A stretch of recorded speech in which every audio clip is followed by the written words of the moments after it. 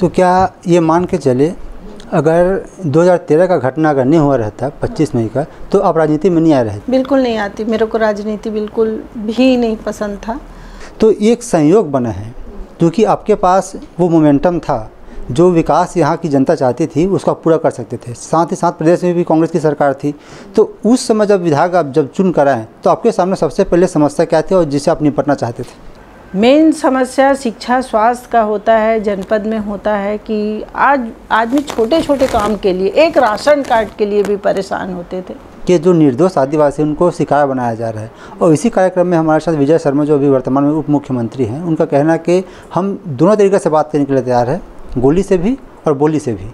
तो क्या लगता है कि सही रास्ते में बड़ी बीजेपी? निर्दोष हैं, जो काम करने गए हैं, तेंदुपत्ता बीनने गए हैं, कोई कुछ कर रहा है, कोई लकड़ी बीन रहा है, आप उसको टारगेट बना रहे हो।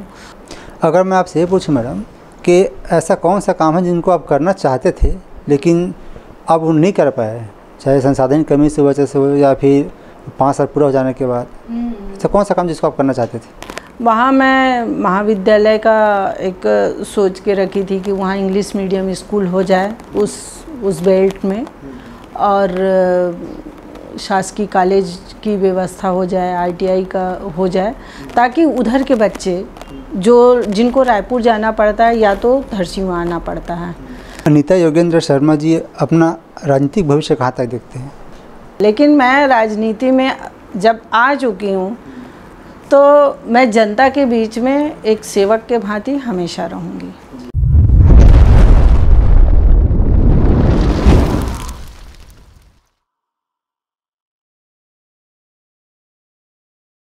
नमस्कार, आप सभी दर्शकों का एक बार फिर से बहुत बहुत स्वागत है। आप देख रहे हैं TNR न्यूज़ का खास कार्यक्रम सवाल जवाब का है, और मैं हूं आपके साथ रुपेश ठाकुर। साथियों, जैसे कि आप जानते हैं, इस कार्यक्रम के माध्यम से हम लगातार अलग अलग विधानसभा और लोकसभा क्षेत्रों में जा रहे हैं, नेता, मंत्री, विधायक और सांसदों से आपकी मुलाकात करवा रहे हैं और जानने का प्रयास कर रहे हैं उनके जीवन के सफ़र और संघर्ष के बारे में, और साथ ही कुछ ऐसे सवाल जिसका सीधा सरोकार है आपसे। आज के कार्यक्रम में हमारे साथ मेहमान हैं धरसींवा विधानसभा क्षेत्र से पूर्व विधायक अनीता योगेंद्र शर्मा जी। मैडम, आपका बहुत बहुत स्वागत है जी। राजनीतिक चर्चा में आगे बढ़ेंगे, लेकिन उससे पहले हम जानना चाहते हैं कौन है अनीता योगेंद्र शर्मा, कैसे राजनीति में आए, शिक्षा दीक्षा कहाँ तक रही, फिर आगे बढ़ेंगे। मैडम, मैं राजनीति में आने से पहले मैं एक हाउसवाइफ थी। राजनीति में आने का कोई ऐसा सोच नहीं था, दूर दूर से भी नहीं सोची थी कि मैं राजनीति में आऊँगी। और इसका कारण सिर्फ एक ही है कि मेरे पति जो राजनीति के क्षेत्र में काफ़ी संघर्ष कर रहे थे, और दुर्भाग्यवश जीरम घाटी में उनकी शहादत हुई, और शहादत के बाद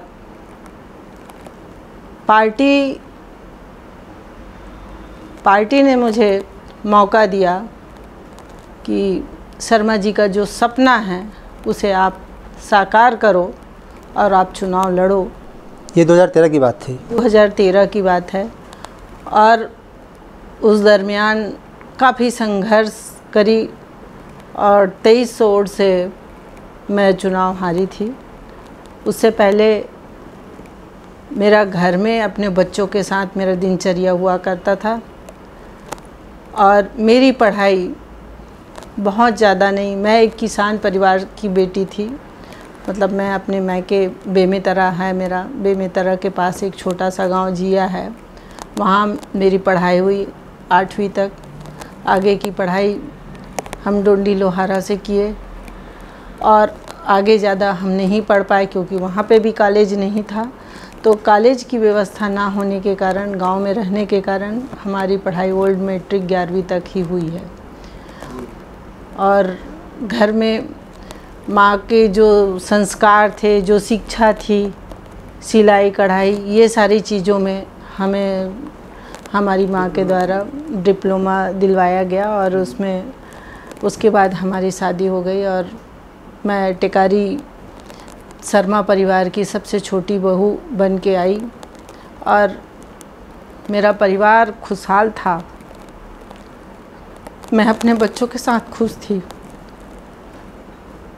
जिस तरीके से जीरम में जो हादसा हुआ वो हम सबको झिंझोड़ के रख दिया, पूरा परिवार बिखर गया। जैसे तैसे संभाले, बिजनेस संभाले, घर संभाले, राजनीति संभाली।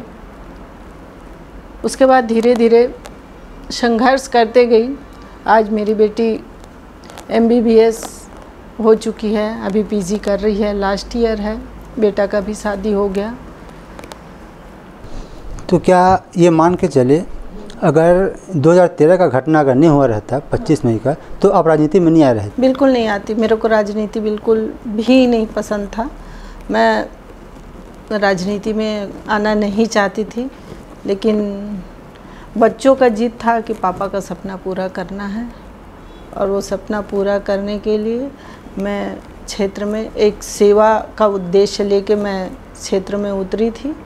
और अपने 2018 का जो चुनाव मेरे को पार्टी ने सहयोग किया, पार्टी ने मेरे को एक बार फिर मौका दिए, तो मैं चुनाव लड़ी और 19,400 वोट से जीती भी, और सेवा ही करी अपने पार्टी के लिए, अपने क्षेत्रवासियों के लिए। जी, सेवा तो ज़रूरी है राजनीति में अगर कोई इंसान आ रहा है तो। लेकिन उससे पहले मैडम मैं ये जानना चाहूँगा, क्या जब आप 2013 में आपको टिकट मिला और उसी समय घटना हुआ था, तो आपके मन में ये भी था, क्योंकि बहुत से कांग्रेस के जो लीडर है वो आरोप लगा रहे थे बीजेपी के ऊपर कि जो सही तरीके से जांच होना चाहिए था वो नहीं हो पाया था, अब हम आगे आएंगे, हमारी सरकार बनेगी, उसके बाद जो जांच सही दिशा में जाना चाहिए उस दिशा में लेके जाएंगे? देखिए, ये तो हम लोगों का दुर्भाग्य ही समझें, क्योंकि हमारी पार्टी चाहती थी कि जांच हो। उस समय जब जांच हुई, भाजपा सरकार थी, केंद्र में हमारी कांग्रेस की सरकार थी।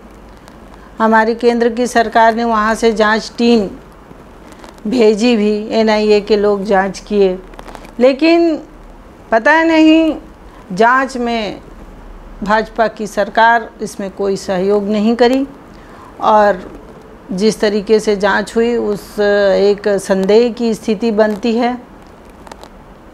जो प्रत्यक्षदर्शी थे उनसे कोई पूछताछ नहीं किया गया। जो लोग हादसे के समय वहाँ पे थे उनको भी नहीं पूछा गया, परिवार वालों से नहीं पूछा गया कि उस घटना के दरमियान कि उन्होंने फ़ोन लगाया कि नहीं लगाया, वो उनके हस्बैंड कितने फ़ोन रखे थे, कितने मोबाइल रखे थे, पूछना था। उनका क्या क्या चीज़ चोरी हुआ, क्या बचा, क्या ले गए, ये NIA के लोग ने कुछ भी नहीं पूछा, कोई जानकारी लेनी नहीं चाहिए। उस समय जांच अधूरा रह गया। फिर हम याचिका दायर किए, हम लोग फिर से मांग किए कि इसकी जांच होनी चाहिए। हमारी पार्टी के द्वारा लगातार इसमें काम कर ही रहे थे कि जब हमारी सरकार आई, हमारी सरकार ने SIT टीम गठित करके इसको जांच कराना चाहिए, तो केंद्र सरकार जांच में सहयोग नहीं किए। उन्होंने NIA जांच रिपोर्ट नहीं दिए, उस कारण से जांच नहीं हो पाई। जी, जिस रात में घटना हुआ था उस समय आप लोग यहाँ रायपुर में थे, तो जब आप लोग को पता चला हुआ कि वहाँ ये घटना हो गई है और आपका पति भी उस रैली में शामिल था, तो किस प्रकार का आपके दिमाग में चल रहा था, कैसे जानकारी हुई कि ये सब हादसा हो गया है? हादसे के बारे में हमको पता ही नहीं था। हम तो शाम के 5:30-6 बजे कोई फ़ोन करके बताया कि अरे वो तो जीरम में एक हादसा हुआ है, टीवी में दिखा रहे हैं, वहाँ बहुत लोग मतलब घायल हैं, कोई परेशान हैं, देखो तुम्हारे हस्बैंड वहाँ गए हैं, तुम पता करो करके। जब हमको 6 बजे पता चला, 5:30-6 बजे, तो हम लगातार फ़ोन लगा रहे थे अपने हस्बैंड को, लगातार फ़ोन लगा रहे थे, फ़ोन रिंग जा रही थी लेकिन कोई रिस्पांस नहीं मिल रहा था, और मैसेज भी कर रहे थे, बच्चे भी मैसेज कर रहे थे पापा फ़ोन उठाओ, लेकिन हम लोग को कुछ इसमें पता ही नहीं चल पाया कि हुआ क्या था।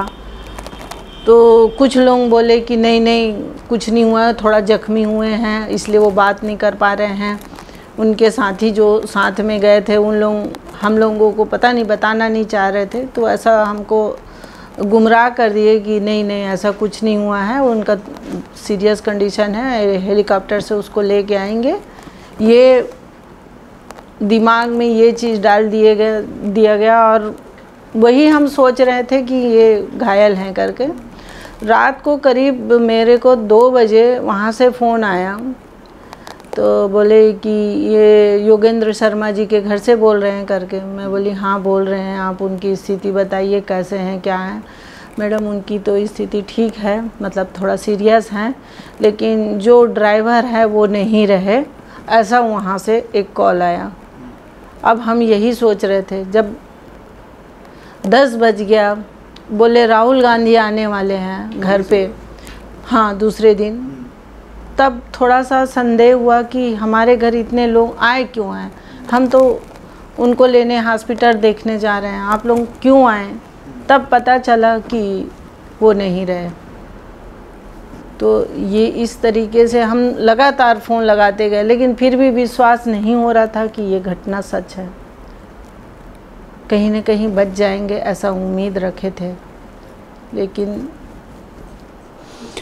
किनकी गलती मानते हैं? इंटेलिजेंस फेलियर है, राजनीतिक सपोर्ट था, या फिर जिस प्रकार से सिक्योरिटी प्रोवाइड कराना चाहिए था वो नहीं करा पाया? कहाँ चूक मानते हैं आप?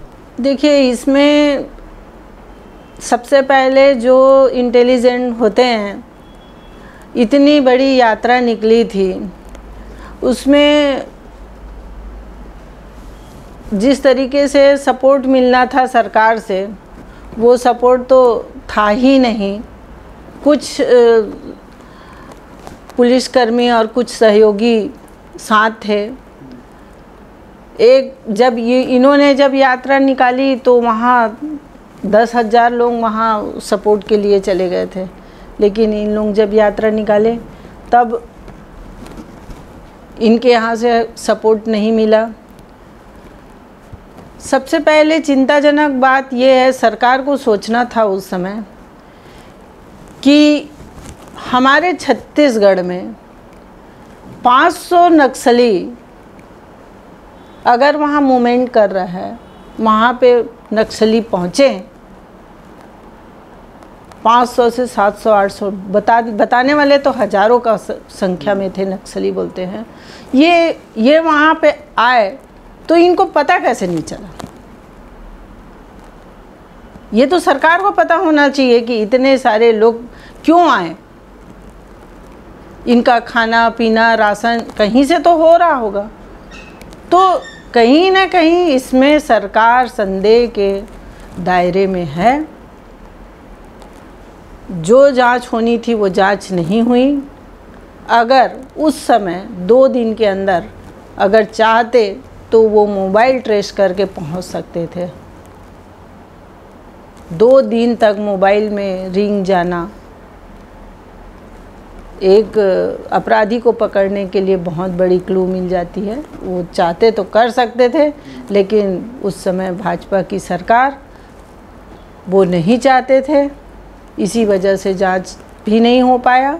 और जो घटना हुई है वो राजनीतिक द्वेष की वजह से ही ये घटना हुई है। जी, इसी कार्यक्रम में मैडम तब के उप मुख्यमंत्री टी.एस. बाबा जी के साथ हमारा इंटरव्यू हुआ था, तो उनका ये कहना था कि वहाँ का प्रभारी मैं था, और जब एक काफ़िला निकलने वाला था उससे पहले मेरा काफ़िला निकला, और तब मैं देखा कि वहाँ कोई आसपास सिक्योरिटी नहीं था। और जब एनआईए जांच की बात आती है तो सबसे पूछताछ करें कि मेरे से पूछताछ नहीं कर रहे हैं, जबकि मैं खुद ऑफिस जाके बोला कि आप मुझसे पूछताछ करिए, उसके बाद भी नहीं किया गया। तो क्या लगता है कि एक तरफा इसमें जाँच हुई है?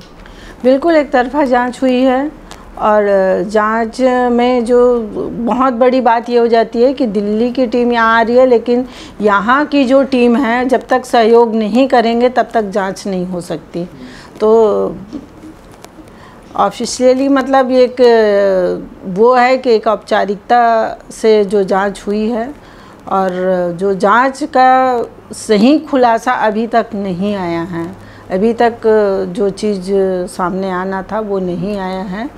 और जब जब घटना हुई उस समय आप मीडिया वाले वहाँ थे, मीडिया वाले लोग वहाँ पहुँच गए। मीडिया वाले जब वहाँ घूम रहे हैं उस समय भी थाना वहीं दरभा थाना है, पास में थाना है, थाना से व्यक्ति नहीं आ पाया। ये कितनी बड़ी बात है, सोचने वाली बात है कि आप मीडिया के लोग वहाँ पहुँच गए लेकिन वो नहीं पहुँच पाए। जब हम टीवी में देख रहे थे 6 बजे का समय था, तो सिर्फ वहाँ पे मीडिया वाले ही दिख रहे थे कि वो लोगों को उठा रहे थे, बिठा रहे थे, किसी को पानी पिला रहे थे, किसी को दवाई खिला रहे थे। लेकिन वहाँ सुरक्षा में कुछ भी नहीं था, थाना से कोई वहाँ नहीं पहुँचा था। नाम पूछ पूछ के मारना, नक्सली मार देते चले जाते, उनका जो भी था, लेकिन पूछ पूछ के मारने की क्या आवश्यकता थी। उन्होंने तो डायरेक्ट महेंद्र कर्मा को, नंद कुमार पटेल जी का नाम लिए, उनके बेटे को ले जा के वो किए। तो ये एक षड्यंत्र है, राजनीति षड्यंत्र है, और उसी षड्यंत्र के तहत ये घटना हुई है। और ये बीजेपी का एक षड्यंत्र जो था, वो षड्यंत्र सामने आया। जी, 2013 में पहली बार आप विधानसभा चुनाव के लिए सामने आई थी मैदान में, तो उस समय आपके मन में क्या चल रहा था? क्योंकि अगर बात करें, इससे पहले देवजी भाई पटेल यहाँ से लगातार 3 बार विधायक रहे हैं, तो क्षेत्र में कितना काम हुआ है, नहीं हुआ है, क्योंकि आप भी यहीं से बिलोंग करती हैं, तो आप देख रहे थे, आपके दिमाग में क्या चल रहा था? देखिए, मैं उस समय जब 2013 का जब चुनाव हुआ था, उस समय मेरे दिमाग में ऐसा बहुत कुछ नहीं था। मैं यही था कि मैं अपने पति के जो सपने हैं, उस सपने को साकार करना है। मेरा अपना कुछ भी नहीं था, जो था मैं अपने हस्बैंड के जो राजनीतिक एक लक्ष्य था, एक सोच था कि किसी गरीब को कैसे सहयोग करना है। वो कभी किसी को, हम ऑफिस से किसी को खाली हाथ नहीं जाने दिए, चाहे वो कोई भी व्यक्ति, कोई भी न्याय की बात हो, चाहे कहीं भी कुछ भी बात हो, तो हम उसी उद्देश्य के साथ, अगर हमको जनता चुनती है तो हम जनता के लिए ही काम करेंगे। जो मूलभूत सुविधाएं हैं उसी का ही एक लक्ष्य लेके मैं 2013 में चुनाव में उतरी थी। बाकी मेरा उस समय तो कुछ ऐसा था ही नहीं, क्योंकि मैं राजनीति में थी नहीं, तो मेरे को उतना वो नहीं था। बस यही था कि मेरे को उनका सपना पूरा करना है। 2013 में आपका हार का अंतर बहुत कम था, लगभग 2000 के आसपास था। और अगर बात 2018 की करें, तो यही आपका जीत का अंतर 19,000 लगभग आ गया। तो इन 5 वर्षों में क्या आपने लगातार लोगों से मुलाकात की है, या फिर जो कमी थी क्षेत्र में, जो काम नहीं हो पाया था, उसको लेकर जनता के बीच क्या कारण रहा? देखिए, मैं जनता के बीच में जाती रही, छोटा छोटा कार्यक्रम गई, कभी बड़ा कार्यक्रम तो किए ही नहीं।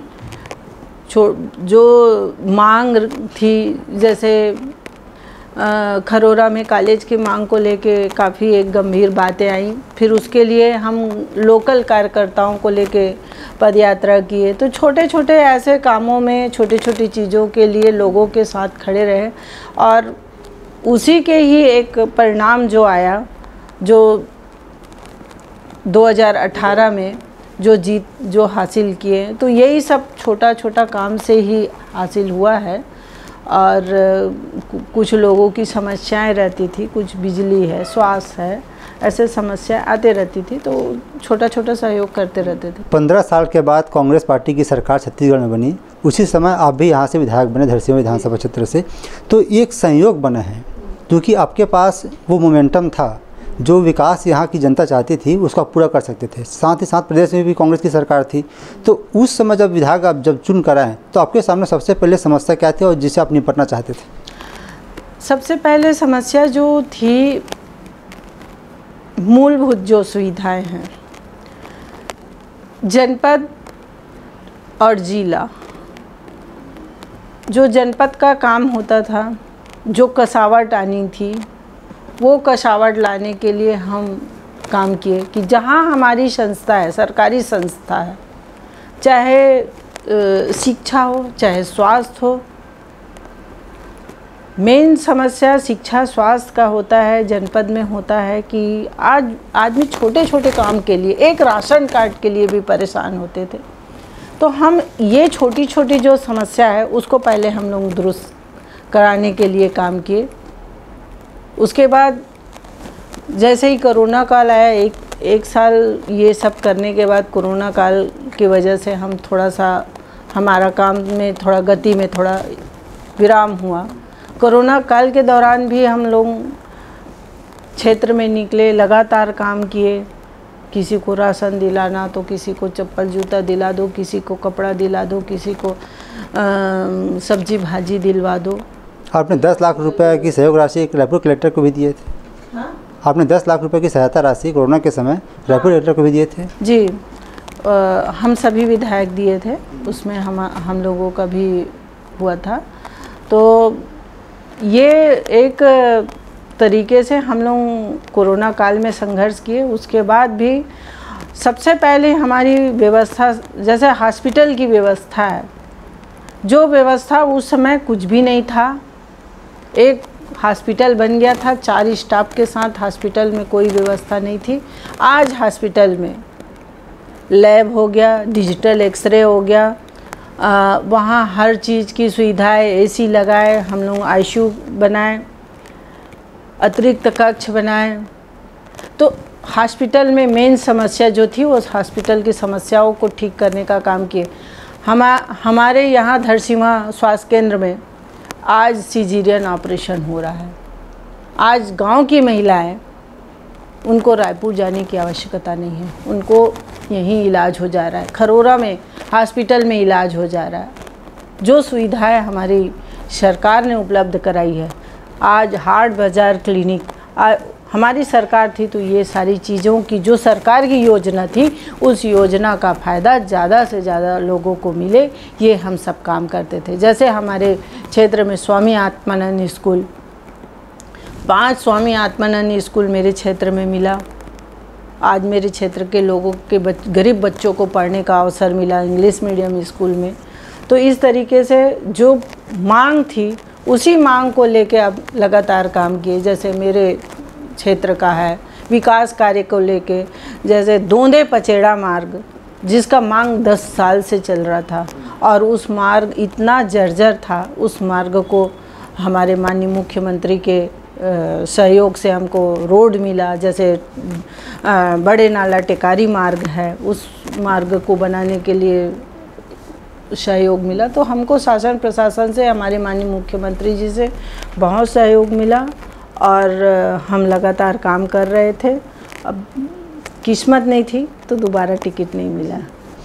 बात अभी आपने शिक्षा और स्वास्थ्य की कही, तो इसका एक बहुत बड़ा इम्पैक्ट इस ऊपर आता है जब हम लोग देखते हैं कि क्योंकि जो धरसीवा विधानसभा क्षेत्र है औद्योगिक क्षेत्र में कन्वर्ट होता जा रहा है, तो यहाँ जो उड़ने वाली राखड़ है, वायु समस्या है, ध्वनि समस्या है, इससे अभी तक यहाँ की जनता कहीं ना कहीं निजात नहीं पाई है, समस्या से जूझ रही है।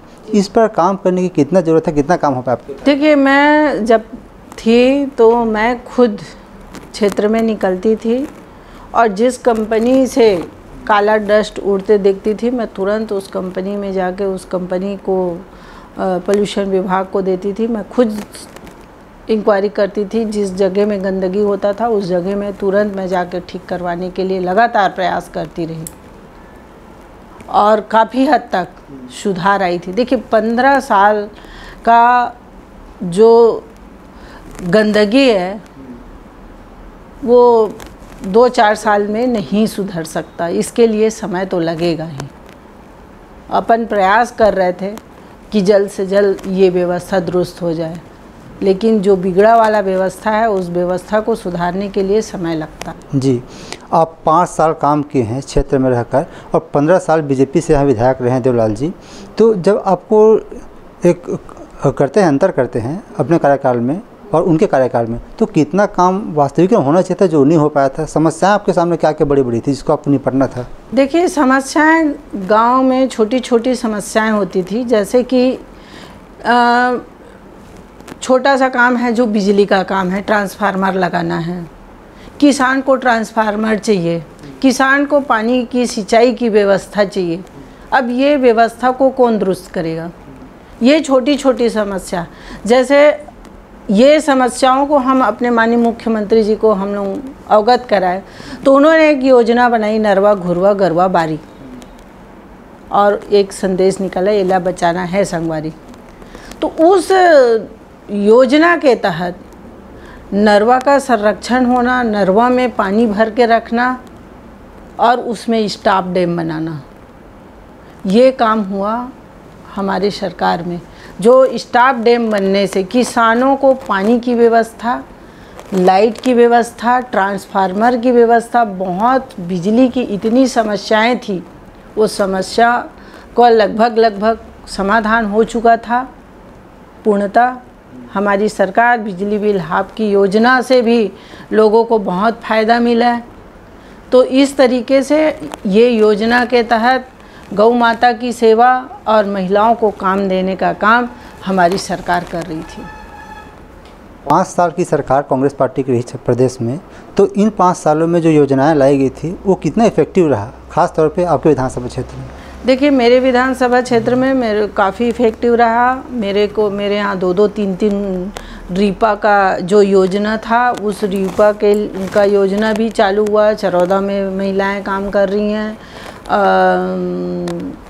क्या बोलते हैं, उधर कुर्रा बंगोली साइड में महिलाएं आत्मनिर्भर बन रही थी, महिलाएं काम कर रही थी। महिलाओं ने मशरूम उत्पादन करना, मशरूम का पाउडर बनाना, मशरूम का पापड़ बनाना, जो प्रोटीन जो हमारे बच्चों को नहीं मिल पा रहा है वो चीज़ काम करते थे। मुनगा का पत्ता सुखाना, मुनगा का प्रोटीन पाउडर बनाना, ये सब चीज़ ये महिलाएं खुद से कर रही थी, खुद से आत्मनिर्भर हो रही थी। इससे हमारे क्षेत्र में काफ़ी हद तक बहुत अच्छा काम हुआ। जी, तो ऐसा क्या कारण रहा जो 70 सीट से 35 सीट में आ गई कांग्रेस, क्या लगता है आपको?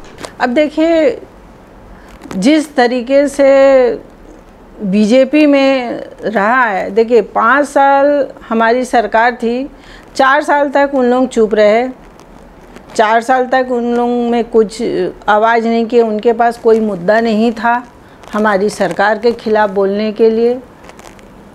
फिर जाति और धर्म के नाम से ये लोग जो खिलवाड़ किए, उसकी वजह से ही वो सत्ता में आए हैं।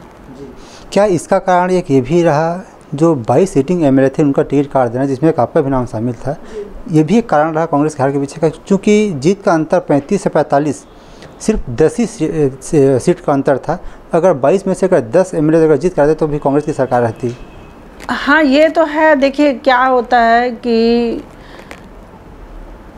जनरली जो सर्वे होता है सामाजिक स्तर से, और जो भी था, जो पार्टी का अंदरूनी मामला है, अब जो सिचुएशन एक जाति समीकरण से बैठा, शायद उसकी वजह से हम सबका जो टिकट कटा, तो कहीं न कहीं हम तो यही सोचते हैं कि हमारी किस्मत में नहीं थी, इसलिए हमको नहीं मिला। और हम 5 साल अच्छा काम किए, इसलिए हम संतुष्ट थे, और आगे फिर मौका मिलेगा, फिर लड़ेंगे। अनुज शर्मा बीजेपी की ओर से कैंडिडेट थे और कांग्रेस पार्टी अपनी ओर से छाया वर्मा जी को, जो राज्यसभा सांसद भी रही हैं, उनको उतारा। तो आपको क्या लगता है कितना सटीक एक प्रतिद्वंदी कांग्रेस दे पाई अपनी ओर से बीजेपी? देखिए, छाया वर्मा बहुत सुलझी हुई हैं और राज्यसभा की सदस्य रही हैं, और उनका धरसीवां क्षेत्र में पूर्व में भी जिला पंचायत अध्यक्ष रह चुकी थी, पूर्व में भी चुनाव लड़ चुकी थी, और क्योंकि महिला सीट ओबीसी देना था, इसलिए उनको दिया गया, योग्य प्रत्याशी बनाया गया।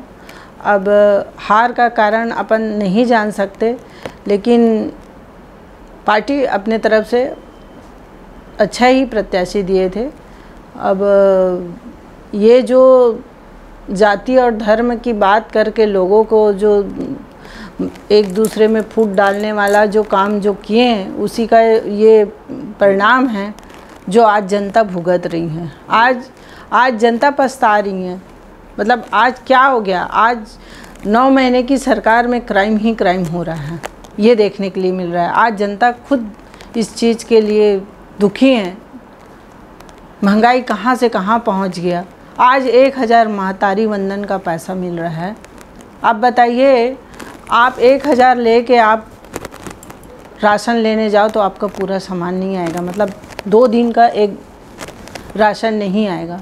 यही स्थिति है। तो आप महिलाओं को उनके जेब से पैसा निकालने का काम कर रहे हो, और एक तरफ कह रहे हो कि आप महिलाओं को सहयोग कर रहे हो। कैसा सहयोग? आज महिलाएं पछता रही हैं।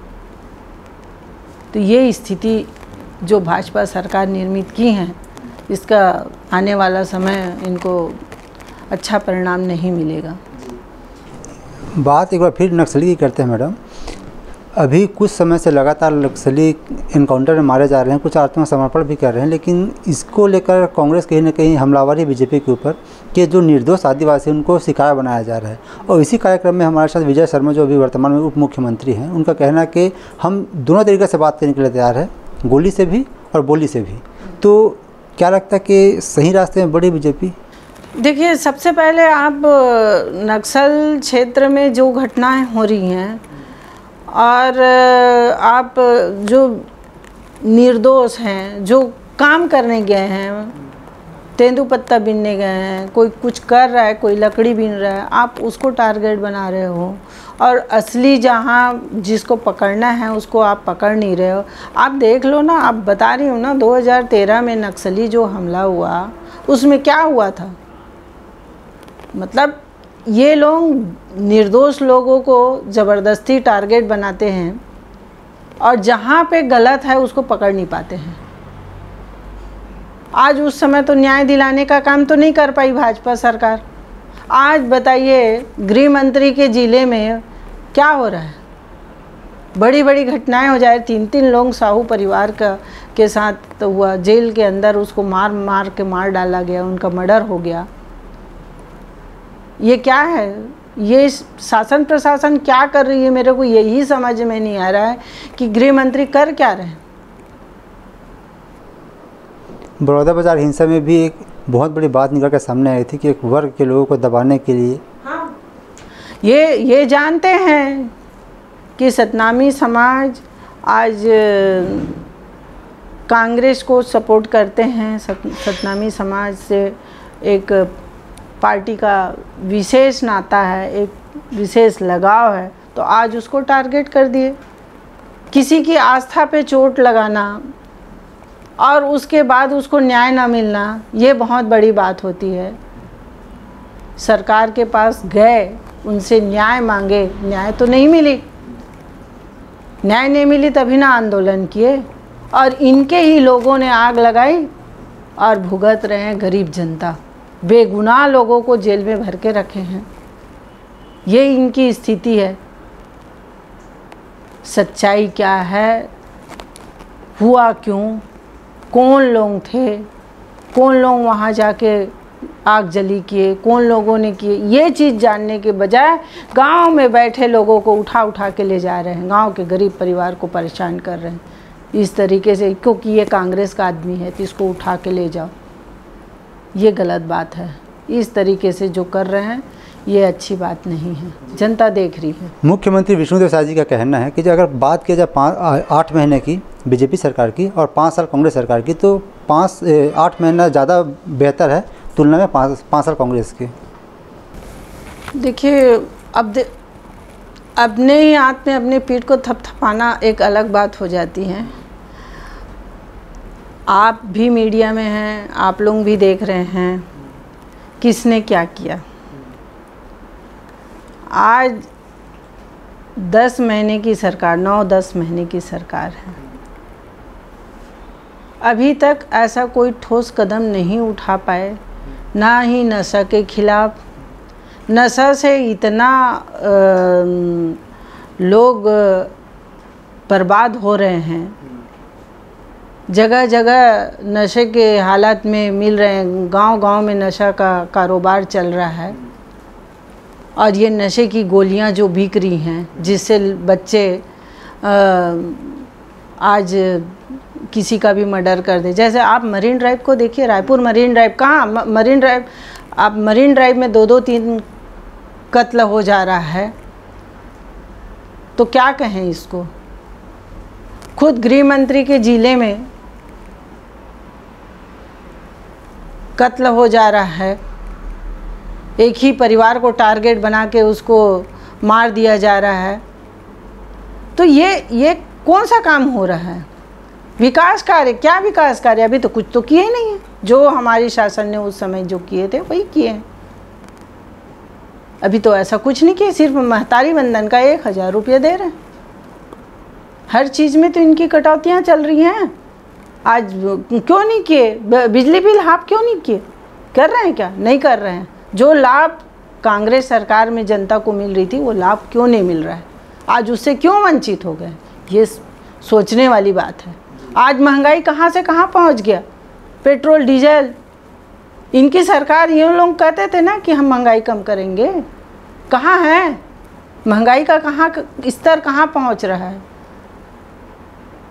ये सरकार सिर्फ बोल बच्चन सरकार है। इन लोग 4 लोग चला रहे हैं, कौन क्या कर रहा है यही पता नहीं है, किसको क्या करना है यही पता नहीं है।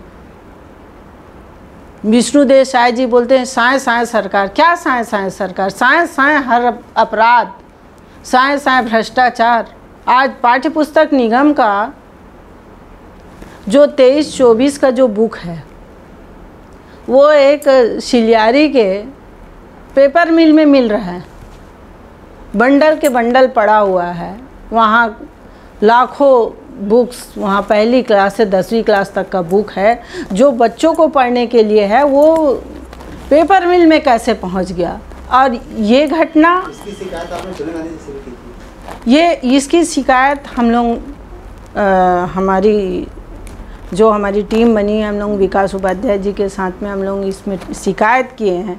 तो इसमें जांच बनी है, अभी जांच समिति पूरी नहीं हुई। दूसरा, अभी अभनपुर में अभी फिर से यही 23-24 का जो पाठ्य पुस्तक निगम का जो बुक छपा था, उस बुक को पेपर मिल में दिया जा रहा है। तो कहीं न कहीं ये तो सरासर सामने भ्रष्टाचार दिख रही है। भ्रष्टाचार को पूरा बढ़ाने का काम बीजेपी सरकार करी है।